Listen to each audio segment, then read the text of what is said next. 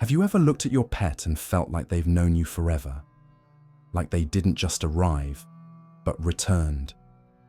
What if your dog, your cat, your companion chose you before you were born? Not randomly, not by accident, but by soul agreement. A quiet promise made in the unseen. Let me walk beside you again. That look, that comfort, that timing, it wasn't chance. It was memory.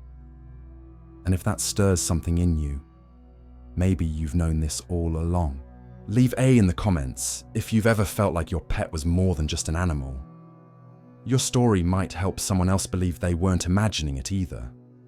This is just the beginning. Stay with me. If that feeling stayed with you, that quiet sense your pet didn't just arrive, but returned, then maybe it's time to ask a deeper question: what brought them back? What force? What promise? What hidden agreement could be strong enough to carry a soul across lifetimes, just to find you again? In many spiritual teachings, there is an ancient idea called the soul contract, a sacred bond made between souls before birth. It's a promise not written in words, but in energy and love. Most people talk about it between humans, a child and parent, a best friend, a partner who feels like destiny. But what if animals, especially the ones who love deeply, can also form these contracts? What if, before you were born, your pet's soul stood beside yours and said, "Let me be the one who stays. Let me hold your sadness when no one else knows you're breaking. Let me remind you that you are never alone." This isn't fantasy, not for the thousands who've lived it. They speak of pets who appear just after a loss, acting exactly like the one they lost, of dogs who listen the same way, of cats who curl into the same spot at the exact same time each night, of birds who sing only when you cry. These are not habits. These are echoes, the kind that come from souls who've known each other before. Think back. Was there a moment when your pet found you, not the other way around? A moment when you felt chosen, not just needed. A moment that felt remembered. Many believe these contracts exist not to complete us, but to guide us, to walk with us through the most human parts of being alive: joy, heartbreak, healing.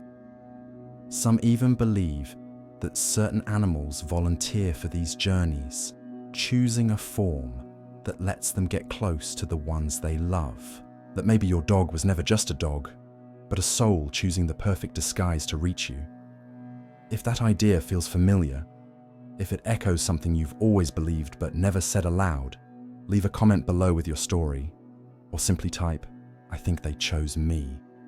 You never know who might need to read your words to realize they weren't alone in believing that love could reach across time. If the idea of a soul contract stirred something in you, that whisper that your pet chose to come back, then you're not alone. In fact, over 100 years ago, one man shared visions that gave voice to this very belief. His name was Edgar Cayce, a quiet, humble American mystic, often called the Sleeping Prophet. Through thousands of trance readings, Cayce spoke of healing, past lives, karma, and soul evolution. But one of his most beautiful and controversial revelations was about animals. Cayce believed animals are not just instinct-driven beings. He saw them as part of the divine pattern's spiritual companions, not merely biological ones. According to Cayce, animals exist within what he called a group soul, a collective spiritual essence. And this is where it gets remarkable. When an animal forms a deep emotional bond with a human, something awakens. Something begins to separate from the group and become individualized. Through love, loyalty, and shared life experience, a soul spark emerges. Cayce described this as the beginning of a soul's unique journey, not just alongside a human, but in relation to them.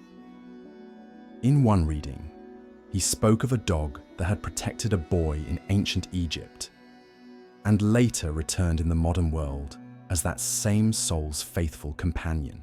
In another, he referenced a cat who appeared again and again in a child's life, across incarnations always arriving when the child's soul re-entered the world. These weren't symbolic stories. To Cayce, they were truth, a truth that love, when powerful enough, becomes a thread strong enough to guide a soul back into form. Think about that, a love so deep it shapes a new life across time. And maybe that explains why sometimes a pet arrives and feels like home from the very first breath, or why, when they leave, it feels less like the end and more like we'll meet again. Cayce believed that animals remember not the way we do, but through energy, through emotion, through presence. That's why a dog might sense your sadness before you speak, or why a cat might sit by your side when the grief is so deep you can't even cry. He taught that these aren't behaviors, they are memories, soul memories, impressions that echo from life to life. And perhaps, if we listened closely, we'd hear more than a bark or a purr, we'd hear a soul saying. I remember our promise. Cayce's words offer more than comfort. They offer context. They suggest that the love you feel, that inexplicable connection, is part of something far bigger than this lifetime. So, if you've ever felt like your animal companion was more than just a pet, you're in good company. One of the most respected spiritual voices of the 20th century would have agreed with you. And if Cayce's insights resonate with something you've already known, deep in your bones, take a moment and share in the comments. I think they came back for me. Your words might help someone else trust their own heart. If Cayce was right, if animals can return across lifetimes, guided by love and memory, then surely they must leave signs, subtle, powerful, undeniable, not in words, but in actions, in glances, in timing, in the way they simply know you. If you've ever felt like your pet understood you in ways no human could, you're not alone. Many who've experienced these deep bonds say the same thing. They just knew. They knew when the sadness came before a tear ever fell.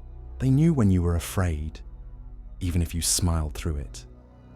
They knew when to sit quietly by your side and when to nudge you back to life. These are not learned behaviors. These are echoes.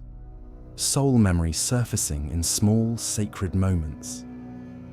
Some people describe it as their pet staring at them long, unblinking, not with confusion, but with recognition, like they were remembering. Others tell of animals reacting to names or commands they were never taught, as if something buried deep already knew what to do. One woman adopted a stray cat who immediately curled up on the exact pillow her old cat had claimed for years, a pillow untouched since that loss. Another man shared that after losing his dog of 12 years, he adopted a puppy from another town. On day one, the puppy ran straight to a box hidden in the back room, the same box where he kept his old dog's toys. No training, no reason, just knowing. And then there are the dreams. So many speak of vivid dreams, where a new pet looks at them with old eyes, where they feel a presence they've known before. And when they wake, they cry not from sadness, but from remembering. These aren't tricks. They're not coincidences. They're signs. Signs that the soul you once loved might still be near. Maybe they came back. Maybe they never really left. Cayce believed animals remember through energy, not memory as we know it, but emotional imprint. That imprint shows up in these moments, in those familiar paw steps, across the hallway, in the way they wait by the door when no one told them you were coming home, in the way they sit by your bed on the anniversary of a loss. If any of this sounds familiar, if your heart is nodding while your mind still searches for proof you are not imagining it, you are being reminded. And if you've ever witnessed something like this, a sign too clear to ignore, share it below. Even just a line. They stared at me like they knew me. They waited at the door, like always. They curled into the same spot. Your story may be what helps someone else believe that love remembers. And if love does remember, if our animals carry memories not in their minds, but in their energy, then maybe, just maybe, that love doesn't stop at death. Maybe it waits. Maybe it returns. Across cultures, across time, there are thousands of stories where people claim their beloved pet came back, not in dreams alone, but in real life, in new bodies, in new fur, but with the same eyes, same habits, same sacred connection. These are not just memories, they're reunions. One woman shared that after the passing of her golden retriever, she swore she'd never adopt again. But 2 years later, her neighbor's dog had puppies. One pup ran straight to her, curled at her feet, and barked in 3 short bursts, the same rhythm her old dog used to signal time to go out. She broke down crying. She knew. Another man, grieving the loss of his childhood cat, began dreaming the same dream: a tree, a bench, and the cat, always watching him quietly from beneath the roots.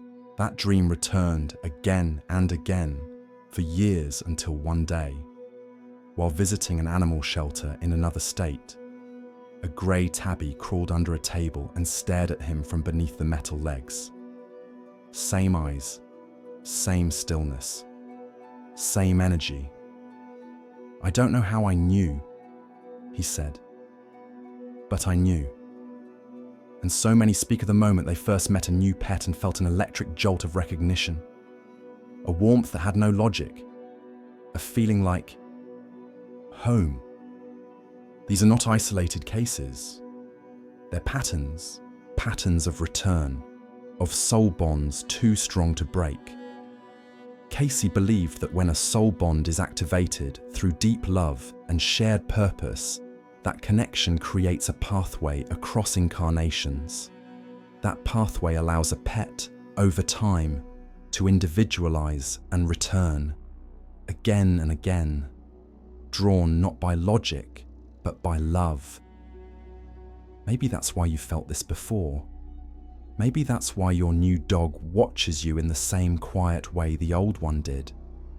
Why your cat curls into the exact crook of your arm. Why a strange bird perches outside your window for days after your rabbit passed. It's not imagination. It's not coincidence. It's recognition. You weren't dreaming. You were remembering. If you've ever felt this, if you've ever looked into the eyes of a new pet and felt the presence of an old one, say so in the comments. Tell your story. Even if it's short, even if it makes you cry to write it. Maybe the one you lost never really left. They just changed form, so they could find their way back to you. And maybe the love you feel now isn't new at all. It's just love beyond one life. And if love doesn't end, if it only transforms, then maybe even after death, they're still with us. Not in memory alone, but in presence, in whispers, in moments that brush the edge of logic but stay carved in the soul. After the body's gone, something strange often happens. People begin to dream. Not just any dreams, but visits. Dreams so vivid, they feel more real than waking life. A dog appears, whole and glowing, wagging its tail just once before walking off into the light. A cat curls onto your chest and looks into your eyes, holding your gaze until the tears start.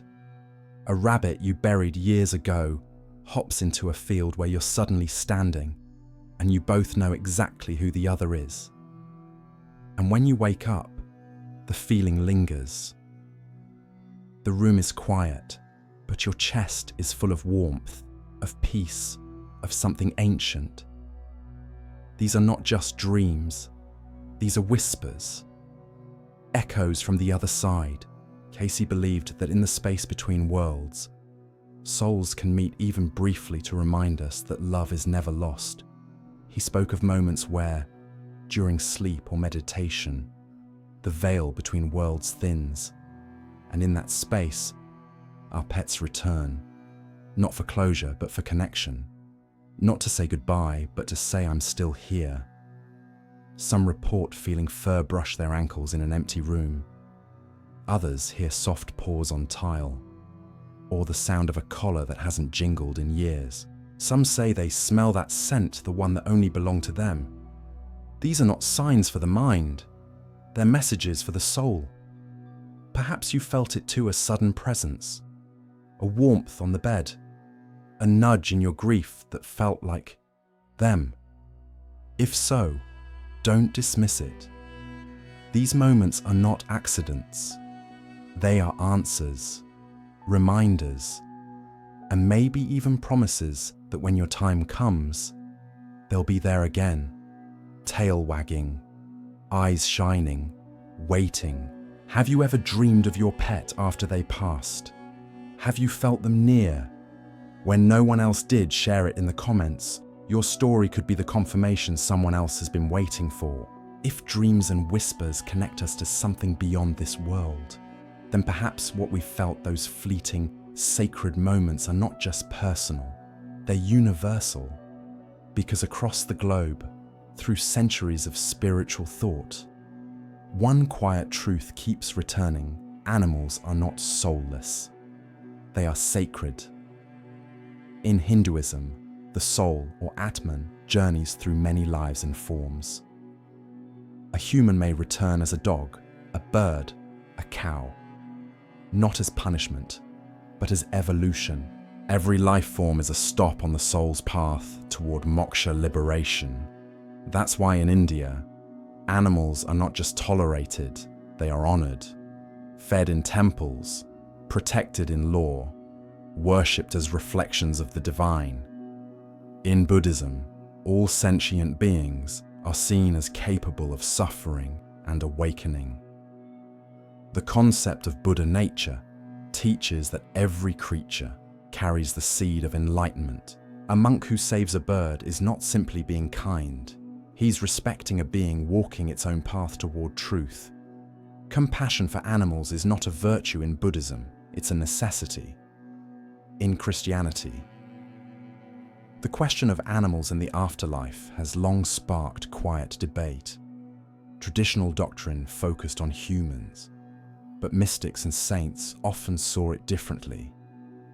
Saint Francis of Assisi, the patron saint of animals, called birds brothers, and preached to wolves as companions in God's creation. Even Pope John Paul II once declared that animals have the breath of God, a soul spark of the Creator. And if heaven is the fulfillment of all joy, then surely the presence of those we loved, furry, feathered, or scaled, must be part of that joy. Among Native American tribes, animals are not just life forms, they are guides, teachers, bearers of messages from the spirit world. The eagle, the deer, the wolf each carries a lesson, a medicine. To be visited by an animal in dream or vision is not random, it's contact. And when an animal dies, they believe it's not an end, but a shift, a transformation of energy. And in ancient Egypt, dogs were buried in sacred tombs. Cats were worshipped as guardians of the soul. To harm one was to bring spiritual danger. Over and over, Culture after culture, the same belief pulses beneath the surface. Animals are not less. They are part of the divine pattern, and the love we feel for them, it's not accidental. It's spiritual alignment. So when you feel grief that seems too heavy for just a pet, understand what you're mourning may not be a loss of ownership, but a sacred bond, one that your ancestors would have wept for too. If you come from a culture or tradition that holds animals as sacred, or even if your personal faith tells you so, share it below. Type your country, your story, or your belief. You may find you're not alone, because when so many voices across time whisper the same truth, maybe it's time we listened. If cultures and faiths across the world have long whispered that animals are souls in motion, then science, cautious, careful, curious, is finally beginning to listen. Slowly, research is catching up to what the heart has always known animals feel, remember, and even grieve. Studies in animal cognition and ethology now confirm what so many pet lovers have witnessed firsthand. Dogs waiting at doors long after their person has passed. Elephants returning to the bones of their dead. Birds holding silent vigils over fallen companions. These aren't isolated incidents. They're behavioral patterns, and patterns in science matter. In one study, Dr. Rupert Sheldrake documented cases of dogs who knew when their humans were coming home without cues, schedules, or sounds. Again and again. They stood by windows, tails wagging, minutes before any car approached. There was no explanation except connection. Other researchers have noted how animals exhibit signs of mourning, loss of appetite, lethargy, withdrawal, not just instinct, but emotion. And many psychologists now speak of emotional imprinting, the idea that deep bonds leave traces that linger long after one party is gone. Maybe science doesn't yet have all the words, but it has questions, and it has awe. Perhaps the soul doesn't belong to spirituality alone. Perhaps it's something biology is still learning how to measure. If you've seen something in your pet, a behavior, a reaction, a moment that defied explanation, share it in the comments.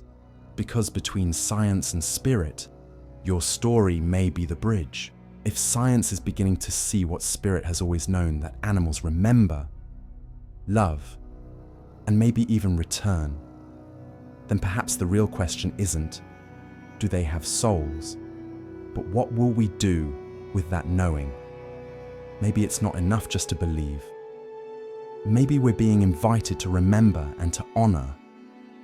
Because once you've felt it, once you've been chosen, healed, or held by a creature who gave you everything without asking for anything, you're changed.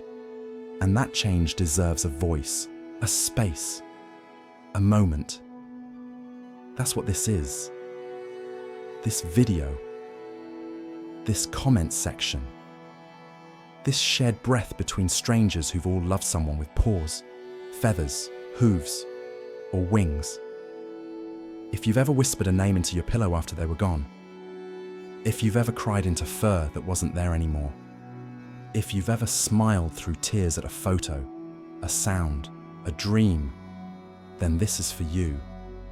Let this be your moment, your quiet ceremony, your candle in the dark. Leave the name of your beloved animal in the comments. No story needed, though you can share that too. If your heart feels ready, just a name, a date, a memory, or even a single word that only you and they would understand. This isn't about proving anything. It's about presence. It's about saying you mattered, you're remembered, you're still loved. And if you've never had a pet, but feel something stirring in you anyway, a warmth, a longing, a hope then maybe it's your turn next. Maybe there's a soul already waiting to walk with you again.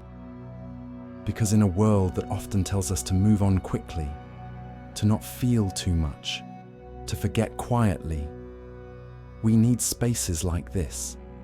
Spaces where remembering is sacred, where love is allowed to echo, where silence is filled with meaning. So if your heart is full right now of grief, of gratitude, of quiet knowing, let it spill gently into the comments. You might find that someone, somewhere feels exactly the same, and that too is healing. Thank you for being here, for remembering, for loving, and for believing that even the smallest soul can leave the biggest imprint. This is not the end. It never is. Love, real love, always finds its way back.